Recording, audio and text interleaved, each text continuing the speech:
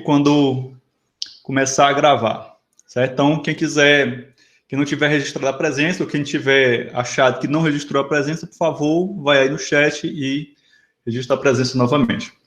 Bom, pessoal, então vamos lá.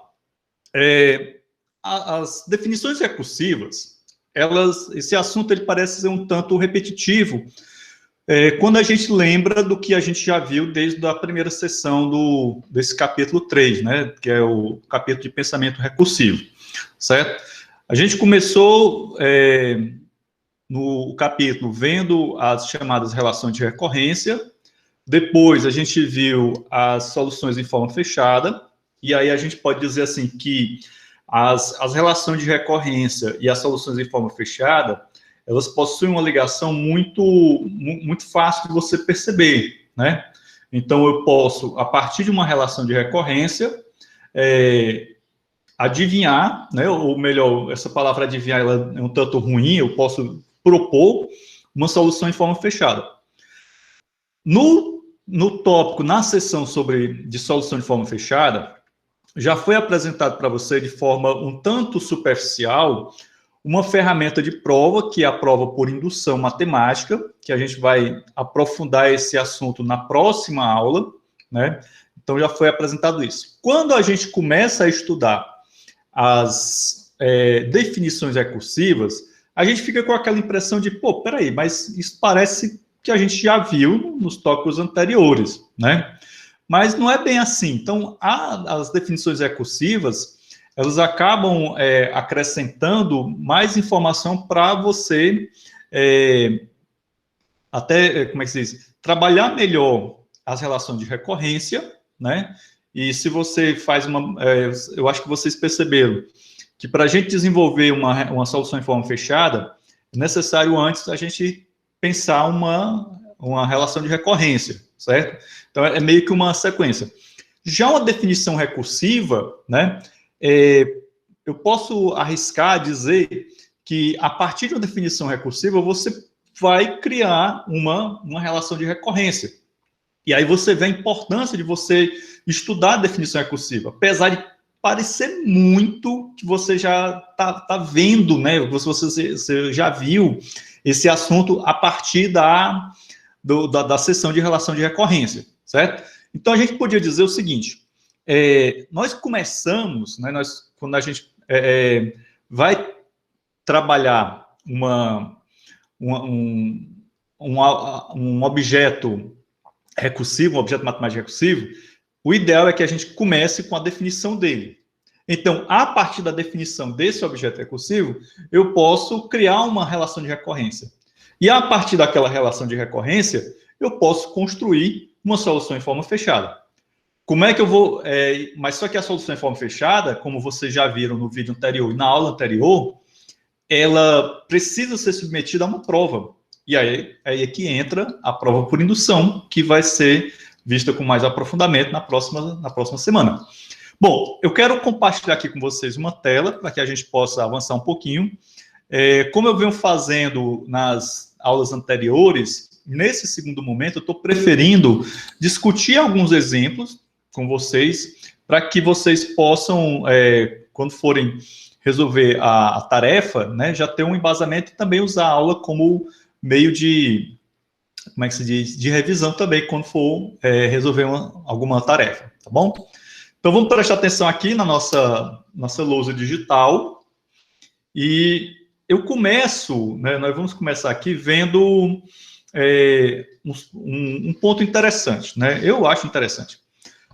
Bom, antes da gente estudar o pensamento recursivo, nós estudamos o pensamento relacional, que foi o assunto do capítulo 2. Lá no pensamento relacional, nós fomos apresentados, ou melhor, reapresentados ao conceito de função. A gente sabe que função foi algo que vocês viram já no ensino fundamental e no ensino médio. Bem, será que é possível, né, eu definir uma função de forma recursiva? Então, a gente viu como é que a gente utiliza funções lá no capítulo 2, e agora a abordagem que nós vamos encarar nesse momento é a definição de funções a partir de definições recursivas, certo?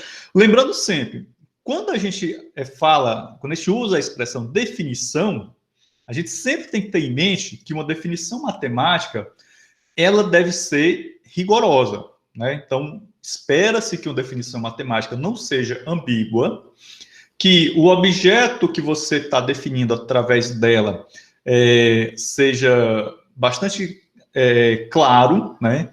Então, as definições matemáticas, geralmente, elas deixam você um tanto limitado, mas isso é o grande barato de uma definição matemática, que ela é bem, como é que se diz? Bem delimitada, certo?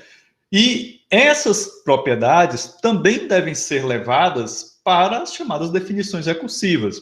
Então, uma definição recursiva nada mais é do que uma outra maneira de se construir uma definição de um objeto. E, por fim, não esquecer também que toda vez que você lê uma definição em algum livro de matemática, diferente da definição que você lê num dicionário, por exemplo, a definição matemática está, de uma certa maneira, criando o objeto. Já uma definição que você vê no dicionário, ela está descrevendo o objeto, tá bom? Então, é por isso que as definições e as definições recursivas são muito utilizadas quando você está demonstrando algum teorema, quando você está provando alguma proposição, certo? Então, é muito comum você vai construir uma prova e você utilizar a expressão por definição, tal coisa assim, assim, assim, certo? Ou seja, você vai lá na definição do objeto e vai utilizar isso na prova, na demonstração. Beleza? E as definições recursivas, elas são muito utilizadas na chamada indução estrutural. Como na próxima aula a gente vai trabalhar com indução, então eu vou deixar esse assunto, indução estrutural, para a gente ver na aula da semana que vem. Bom, então o que é que nós temos aqui? Né? Nós temos aqui que nós podemos definir uma função recursivamente. E eu trouxe como exemplo para vocês a função fatorial, que é uma função bastante conhecida, né? Todo mundo aqui já ouviu falar de fatorial, mesmo a partir do ensino fundamental, do ensino médio. Então, como é que seria uma definição recursiva da função fatorial? Bem, como todo e qualquer objeto recursivo, nós precisamos ter um caso base, pelo menos um caso base, e um caso recursivo, ou pelo menos um caso recursivo. No nosso caso aqui, na função fatorial, nosso caso base é quando n for igual a zero, né? Então, função fatorial f de zero vai ser igual a 1. Ok? Bom, você deve estar observando que a definição recursiva, ela parece muito com a relação de recorrência, com aquela estrutura, só que aqui nós já estamos num nível, né, numa apresentação, em que é como se eu estivesse trabalhando ao mesmo tempo com a relação de recorrência e com a solução em forma fechada. Você não tem um se n igual a tal coisa e tal, como você via lá na relação de recorrência. Já o nosso caso recursivo, né, nós vemos que Fn, né, é igual a n vezes Fn menos 1. Meus amigos e minhas amigas, sempre que você estiver trabalhando com recursividade e você encontrar este n menos 1, né, numa identidade como essa, numa igualdade como essa, onde eu tenho um n, né, aqui está o meu n, esse n menos 1, ele sempre vai expressar que é o objeto anterior àquele n. E aí você não deve esquecer jamais que uma definição recursiva, né, ela vai construindo o objeto em camadas, né, como aquilo que a gente viu lá no Kahoot. Beleza? Bom, as funções definidas recursivamente, elas são chamadas funções bem definidas. Quando nós estudamos, lá no capítulo 2, no pensamento relacional, quando nós estudamos funções, foi comentado que existe uma categoria de funções que são as chamadas funções bem definidas. Então, o que é uma função bem definida? É aquela em que todo elemento do domínio, né, possui alguma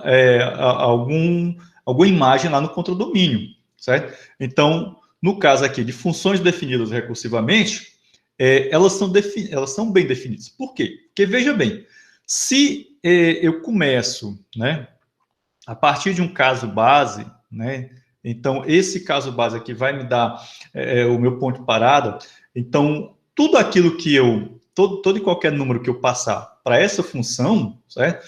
Que vai estar no domínio da função, vai ter uma imagem lá no contradomínio, certo? Então, isso caracteriza a chamada função bem definida, certo? Como ele disse aqui, ó, ou seja, para todo número inteiro positivo ou maior, né? Aliás, para todo número inteiro positivo, o valor da função neste inteiro é determinado de forma não ambígua.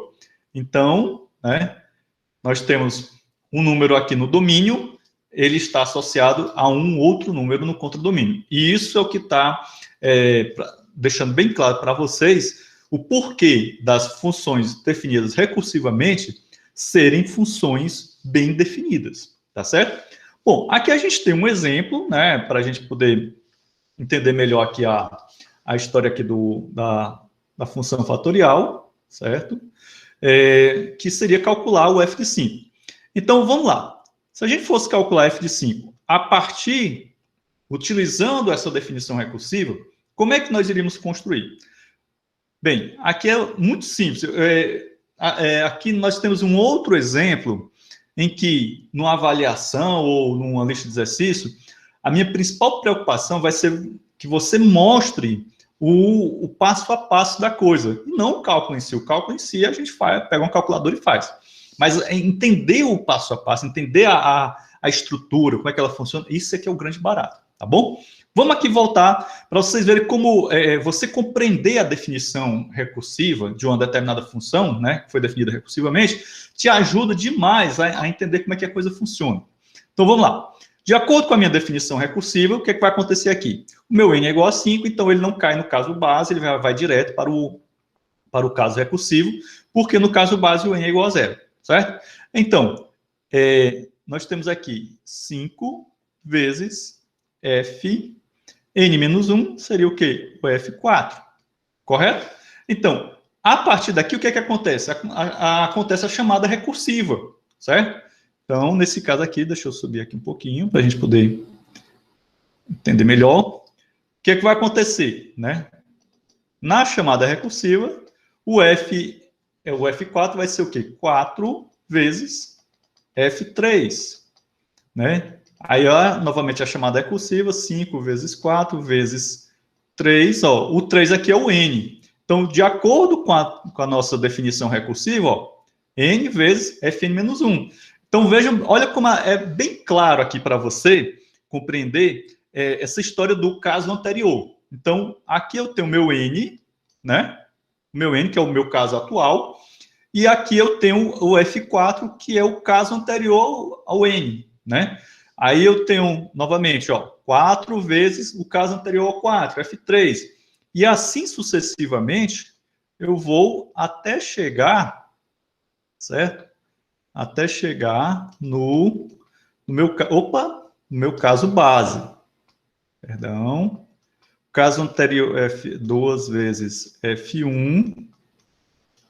E, por fim, 5 vezes 4 vezes 3 vezes 2 vezes 1 vezes o f0. E aqui a gente já pode, pronto, aqui a gente já poderia parar, né? Porque nós chegamos no caso básico, que é o f0. Pronto. Aqui já está pronto para, digamos assim, a parte mais braçal, né, da coisa ser executada, né? Que seria somente essas multiplicações. Beleza? Então, como vocês podem ver, eu posso definir funções recursivamente dessa maneira. Sempre lembrando que quando eu for definir uma função recursivamente, eu preciso ter meu caso base, ou meus casos base, e meus casos recursivos, ou meu caso recursivo, ou meus casos recursivos. Beleza? Bom, vamos avançar aqui um pouquinho, certo? A gente poder passar adiante. Bem, além de funções, eu também posso definir conjuntos e outras estruturas de maneira recursiva, certo?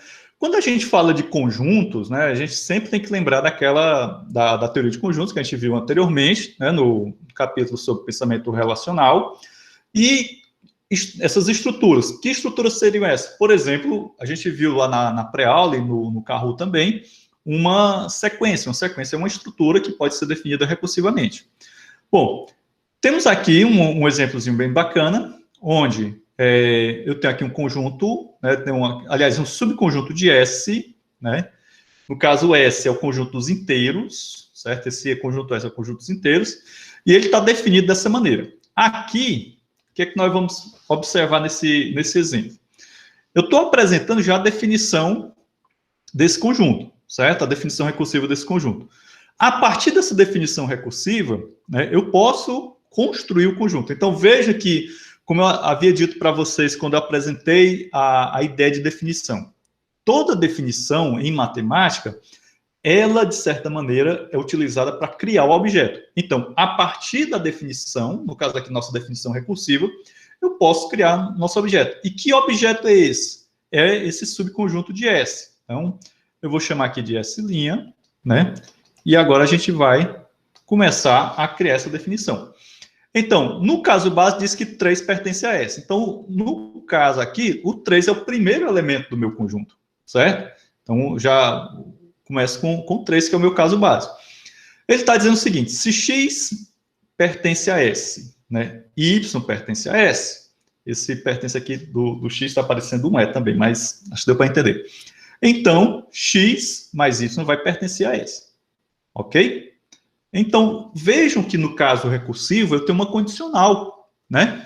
Uma condicionalzinha onde eu tenho um antecedente e consequente, e para essa condicional ser verdadeira, a gente precisa, aliás, para ela só vai ser falsa se de repente o antecedente for verdadeiro e o consequente for falso.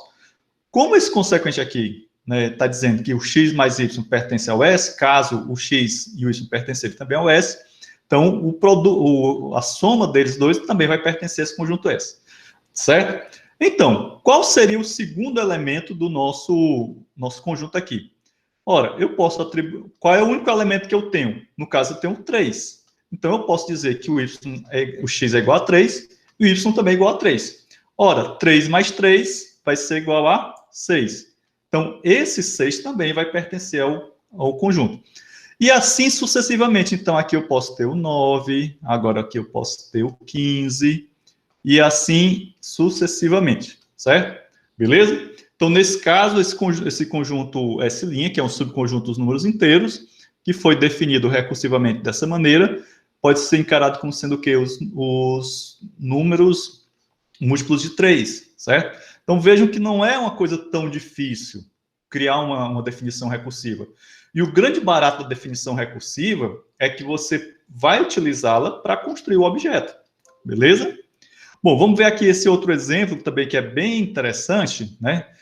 Como é que eu vou utilizar a ideia de definição recursiva para criar proposições compostas? No caso aqui, proposições da lógica proposicional, correto? Bom, vocês devem estar lembrados das nossas aulas de lógica do semestre passado, que lá no início eu apresentei para vocês na sintaxe da linguagem da lógica proposicional, uma definição do alfabeto, né?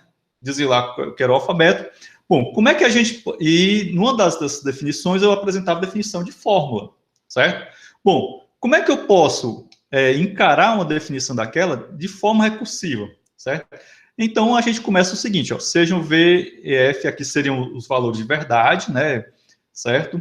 E variáveis proposicionais, e esse conjunto aqui, que é o conjunto de conectivos, certo? Então, V e F são as constantes, né, true e false, né, ou verdadeiro e falso. Variáveis proposicionais é o conjunto das variáveis proposicionais, e nós temos aqui o conjunto de conectivos. Pronto, esse é a minha base, certo? Então, quem é o meu caso base? Meu caso base diz o seguinte, que as minhas constantes de verdade, né, o true e falso, o verdadeiro e falso, elas vão pertencer a S, no caso aqui, S é o nosso conjunto de FBFs, em que S, aliás, IS, não é pertence, não, desculpa, esquece o que eu disse. VF e S, em que S é uma variável proposicional, são FBFs. Então, aqui eu estou dizendo que as minhas constantes lógicas, né, que no caso pode ser verdadeiro ou falso, pode ser também representado dessa maneira aqui, em algumas literaturas, né, com essas constantes, o verum e o falsum, e essa é uma variável proposicional, são FBFs. Recordando o passado. Eu disse para vocês lá na disciplina de lógica matemática que os casos as fórmulas mais simples que existem são um símbolo proposicional qualquer e um valor de verdade, true ou falso, correto? Então, nada mais, nada menos do que o nosso caso base aqui da nossa definição recursiva. Beleza? Bom, e aí vamos para o nosso caso recursivo.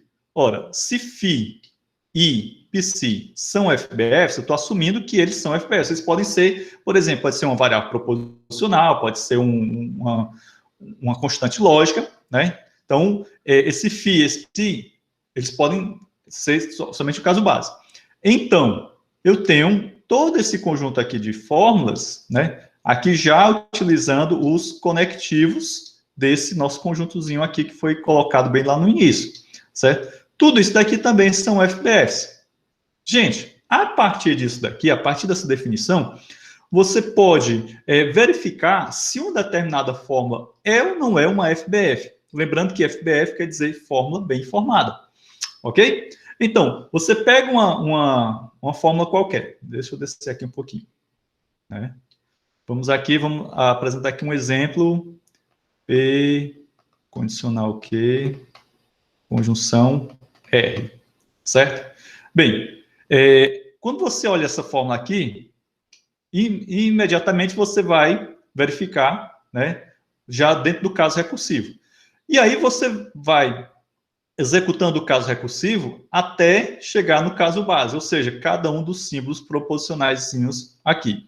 Então, de cara, a gente já vê que essa fórmula aqui é uma FBF, ela é uma fórmula ok, né? Mas se de repente você tivesse o seguinte...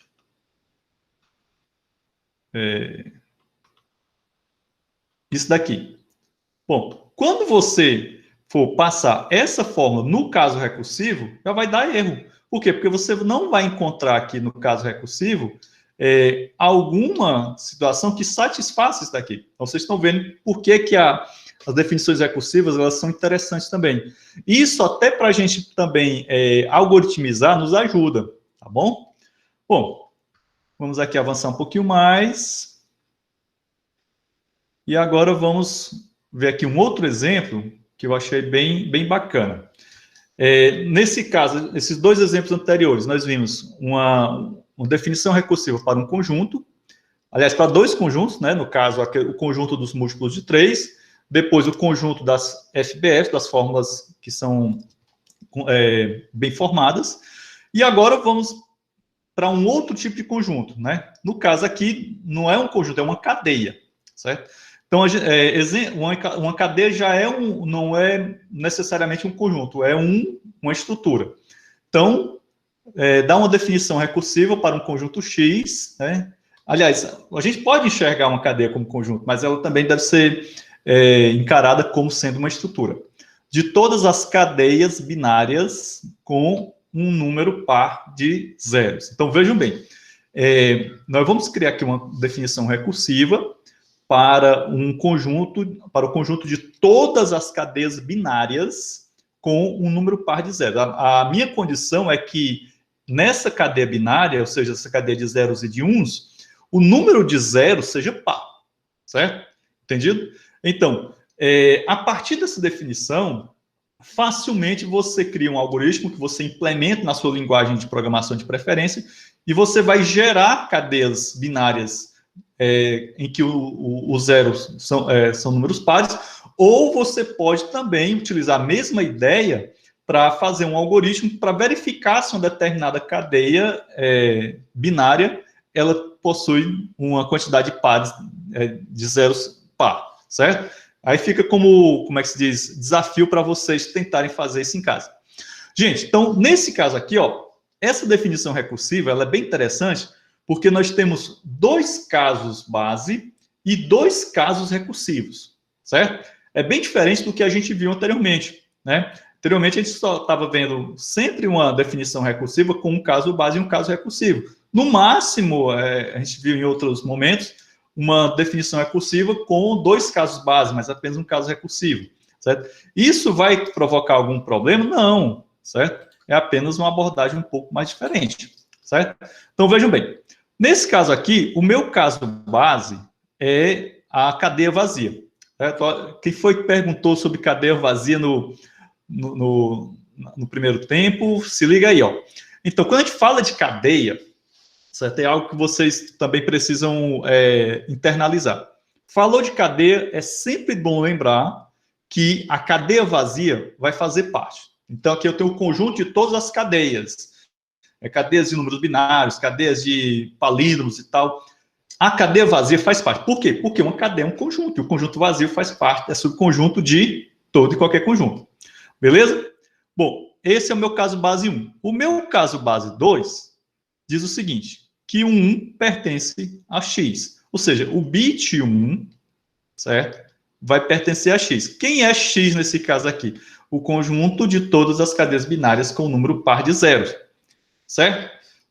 Aí alguém vai dizer assim, peraí, professor, mas uma cadeia binária com apenas um bit 1 e nenhum bit 0, como é que eu tenho par de zero, o número par de zeros aí?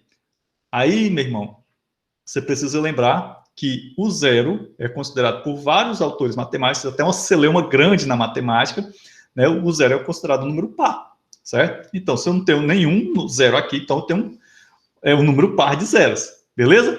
Bom, vamos agora que vem a grande sacada. O que eu acho mais bacana desse exemplo é justamente o caso recursivo 1 e o caso recursivo 2, certo? Então, vamos lá. No caso recursivo 1, ele diz o seguinte, se x pertence, né, ao conjunto x, que é o conjunto de cadeias binárias, então, 0, essa concatenação, olha só, essa concatenação assim, 0x e 0 vai pertencer ao conjunto x. Olha, isso daqui, meus amigos, garante que todas as cadeias desse meu que forem geradas a partir dessa definição recursiva, elas têm um número par de zero. Por quê? Ó, 2 zerinhos aqui, certo? Entendido? Então, essa ideia aqui é muito, muito bacana. A sacada aqui é muito show. Então, vejam bem, certo? Nesse caso aqui, beleza? Então, vai garantindo. Bom, e aí temos o caso recursivo 2. Se x e y pertencem ao conjunto x, então, essa concatenação de x e y vai pertencer ao x também. Ou seja, você pode utilizar a definição recursiva não somente para gerar, né, para construir cadeias binárias em que a quantidade de zeros é par, como também você pode utilizar a definição recursiva para verificar se uma determinada cadeia, né, que seria a entrada de um algoritmo, ela tem ou não esse número par de zeros, certo? Então, como é que a gente verificaria isso? Bom, isso seria uma tarefa de programação, não é muito complicada, é relativamente simples, e eu deixo para vocês como uma espécie de desafio para vocês tentarem depois. Gente, já nos encaminhando aqui para os finalmente, né? Vamos aqui para mais um exemplo, certo? Nesse caso aqui é um exemplo que já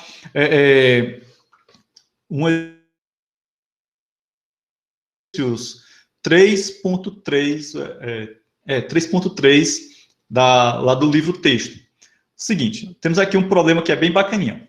Seja K o conjunto de todas as cidades que você pode ir a partir de Sobral. Claro que lá no livro a cidade não é Sobral. Eu apenas fiz uma pequena adaptação, certo? Pegando voos ou sequências de voos, dê uma definição recursiva de K.